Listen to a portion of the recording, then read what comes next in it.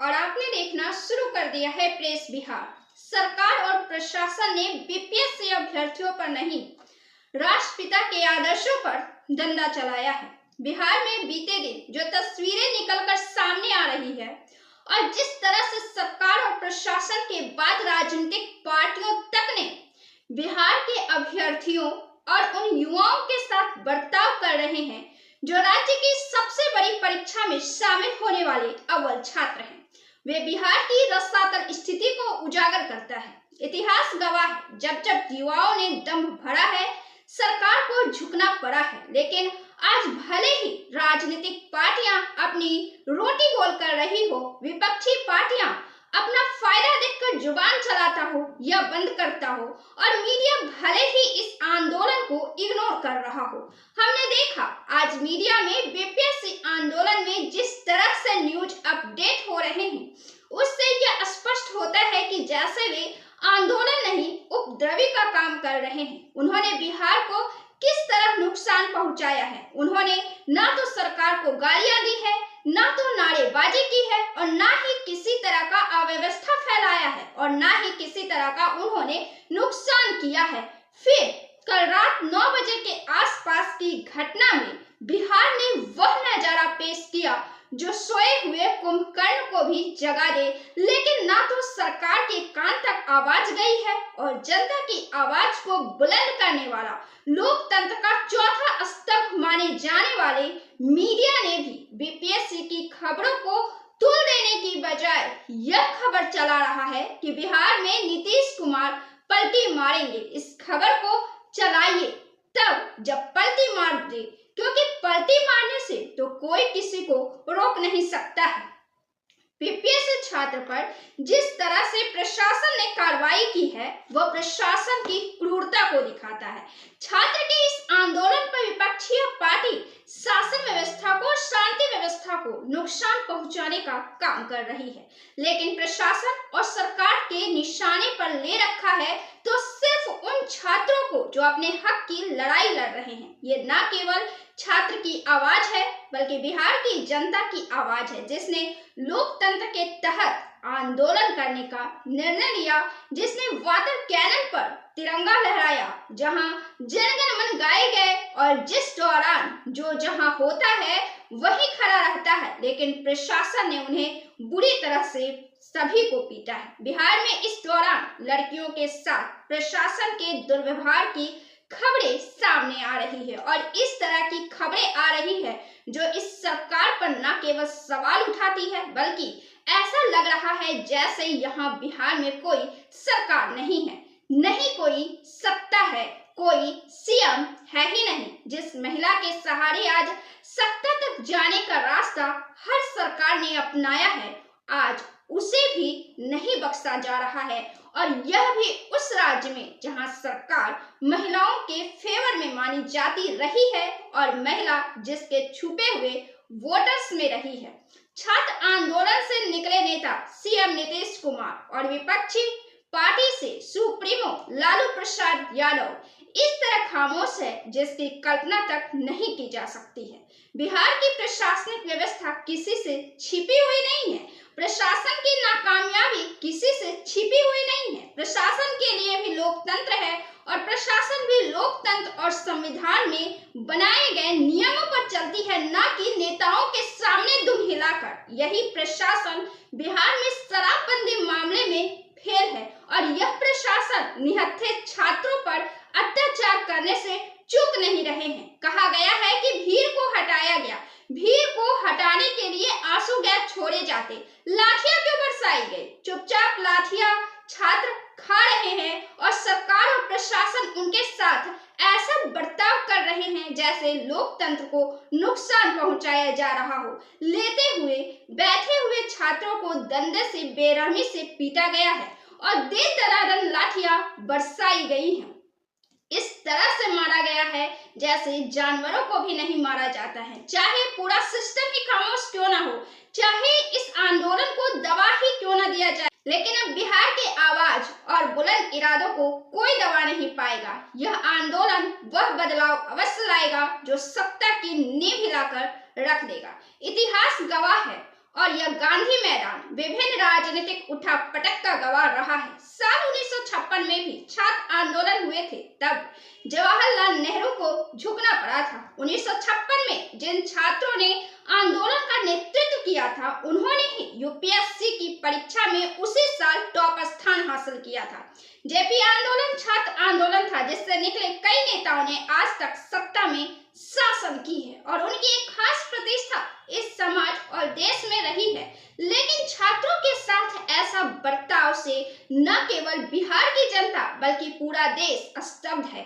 ये वे छात्र हैं जो लगातार 15 दिनों से आंदोलन कर रहे हैं। इस आंदोलन में छात्र सुसाइड कर रहे हैं और बाकी कसर प्रशासन पूरी कर रहा है। उनके हाथ पांव तोड़कर अस्पताल पहुंचाने और जिंदगी भर के लिए उन्हें अपंग बनाने में छात्र की केवल यह मांग कि वे फिर से एग्जाम चाहते हैं और इसके बदले में उन्हें क्या मिलेगी। इस तरह की क्रूरता जो आज साबित कर रही है जैसे अंग्रेजों की सरकार है। ये वे छात्र हैं जिनके भविष्य को संवारने की जिम्मेदारी हमारी सरकार की है। लेकिन सरकार ने पिछले 18 सालों में इन्हें क्या दिया है? राजनीतिक पार्टियां खुद में ही लड़ाई करती है, आरोप प्रत्यारोप खेलती है और मौके आने पर गले लग जाती है। बिहार की जनता जिस गरीबी से जूझ रही थी, आज भी उसी गरीबी से जूझ रही है। बिहार के युवा रोजगार न मांगे तो जाए कहाँ? बिहार में तो कोई फैक्ट्री भी नहीं है, रोजगार के कोई अवसर भी तो नहीं है। प्रधानमंत्री मोदी लगातार रिकॉर्ड तोड़ जीत से 10 सालों से देश की जिम्मेदारी संभाल रहे हैं और बिहार में नीतीश कुमार, लेकिन युवाओं के भविष्य को इन्होंने काला झंडा दिखाने का ही काम किया है और इस देश में कमजोर और मतलबी विपक्ष ने ही पूरे देश की व्यवस्था को गड़बड़ करने का काम किया है। जिस देश में कमजोर विपक्ष है, फिर उसे रसातल में जाना तो तय है। जहां विपक्ष केवल एक ट्वीट तक सीमित हो जाता है, वहां के ऐसे मतलबी विपक्ष से देश की उन्नति की उम्मीद ही क्या की जा सकती है। बिहार में इन छात्रों को एक उम्मीद थी नीतीश कुमार से, बिहार के सीएम से। यहाँ की जनता बिहार के प्रशासन और राजनीतिक पार्टियों से भली भांति वाकिफ है, लेकिन बिहार के सीएम जो खुद छात्र आंदोलन से निकले हैं और चाहे वे कितनी बार भी पलटी क्यों न मारे, बिहार के युवाओं ने और आधी आबादी ने उन्हें स्वीकारा है। खुद बीपीएससी की छात्रा कहती है कि नीतीश कुमार हमारे गार्जियन हैं। अगर हमारे सरकार, हमारे मुख्यमंत्री नीतीश कुमार ही इस तरह से अंधे, बहरे और गूंगे बन गए तो फिर बिहार में सत्ता परिवर्तन तय है। बिहार में इस आंदोलन को जरूर कुचला जा सकता है, लेकिन दफनाया नहीं जा सकता है। यहाँ की गूंज न केवल बिहार को बल्कि केंद्रीय राजनीति की भी नींव को हिलाने का दम रखती है। ठंड के मौसम में जब आदमी की नींद 10 बजे के पहले नहीं खुलती, 12 बजे के पहले नित्य क्रिया से बचे रहते हैं, रात के 7 बजते अपने कमरों में बंद हो जाते हैं और अमीरों के घर में इतने हीटर चल रहे होते हैं कि उन्हें तो यह एहसास भी नहीं होता कि ठंड का मौसम भी आ गया है।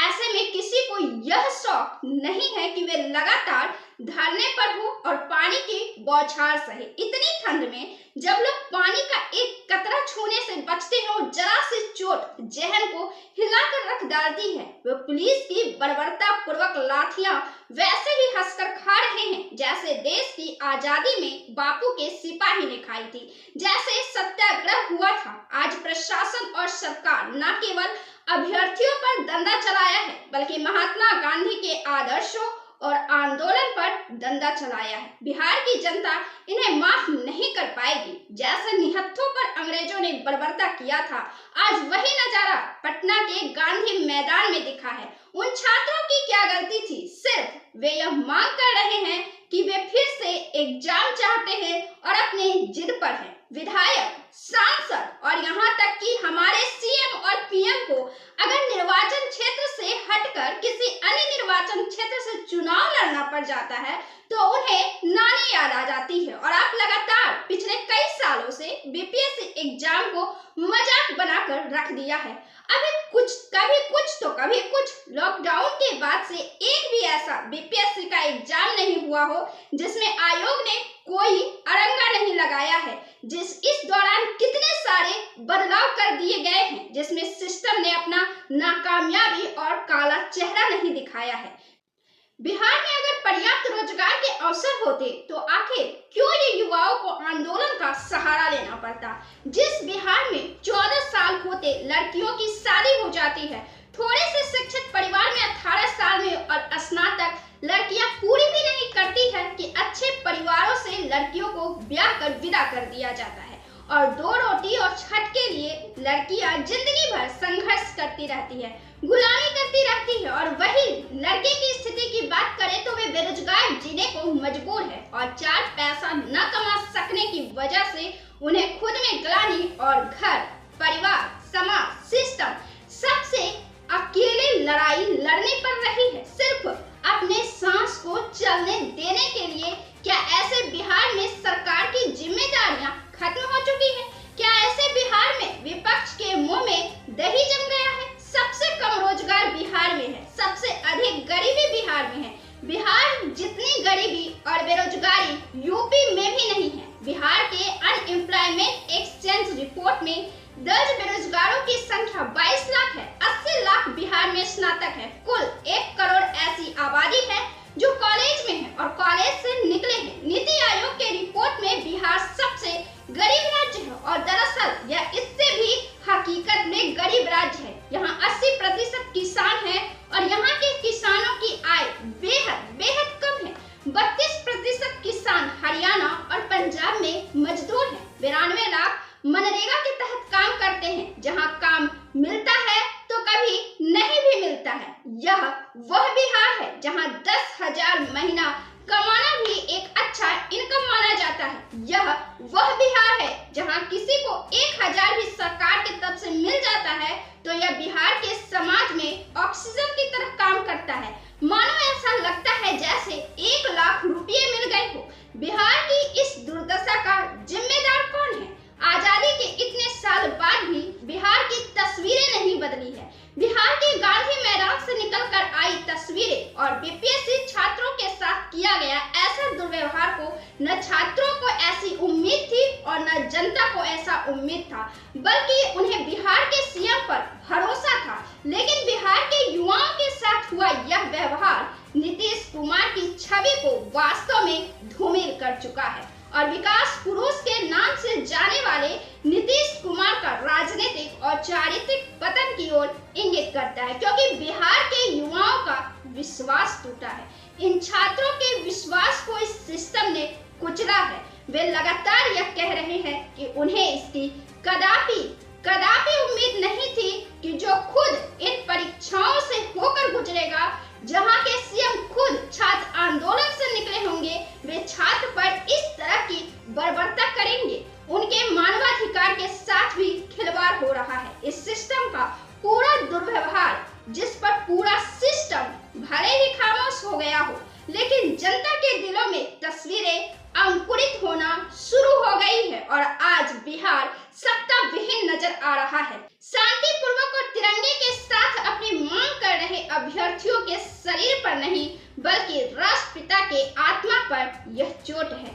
यह उस अम्बेडकर के द्वारा निर्मित उस तंत्र पर दंगा है जिनका रात दिन अध्ययन करने के बाद, जिनके विचारधारा पर अमल करने के लिए संकल्पित होकर और जिसके सहारे सत्ता या नौकरशाह के उच्च पदों पर एक आम आदमी जाता है और नौकरशाह बनता है, या फिर देश का पीएम बनता है, या फिर हमारे राज्य का सीएम बनता है।